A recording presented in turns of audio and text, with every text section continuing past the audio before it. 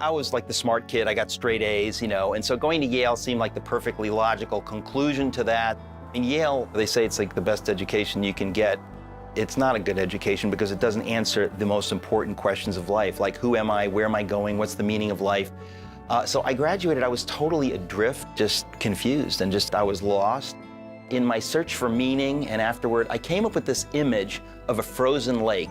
The ice is the conscious mind, and below the ice is the unconscious, the collective unconscious, which is kind of the God force. And I thought, okay, so maybe the goal of life of all religions is to drill through the ice to reach the collective unconscious, which we call God or the energy force or something like that. If this makes no sense, that's because it actually makes no sense. But it made sense to me at the time.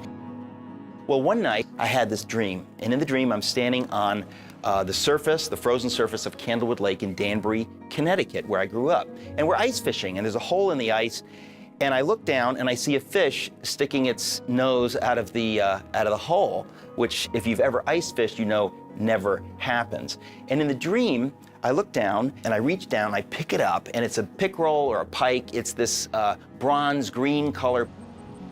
But in the golden sunlight, the sunlight was bright, shining off of the ice and the snow, blue sky. It looked golden. So I'm holding it up, and then I realize in the dream that it doesn't look golden, that it is golden. It is a living golden fish, like something out of a fairy tale.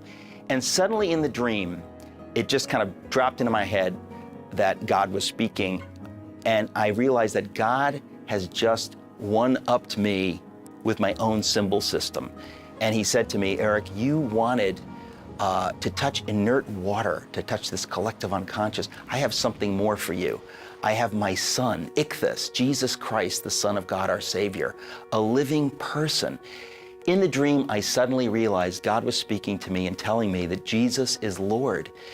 And I was flooded with joy in the dream. I knew that my search was over, that this dream was Jesus speaking to me about himself, using the vocabulary of my own heart. This idea I had, I'd never shared that with a soul. That would have meant nothing to anyone in the world. It just completely blew my mind. And I was just flooded with joy. The next day I went to work and I told my friend, and he says, what do you think it means? I said, I know what it means. I've accepted Jesus.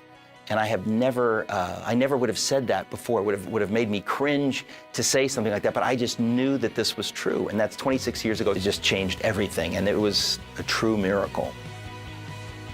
For me, the most important part of telling the story of my testimony is that God knows us better than we know ourselves. He knows us intimately, and he can speak to us in a way that it's individual. He doesn't just speak to us generally. This is not a one-size-fits-all, off-the-rack kind of God. This is a tailor-made. He wants to speak right to you, right to us, about what is on our hearts.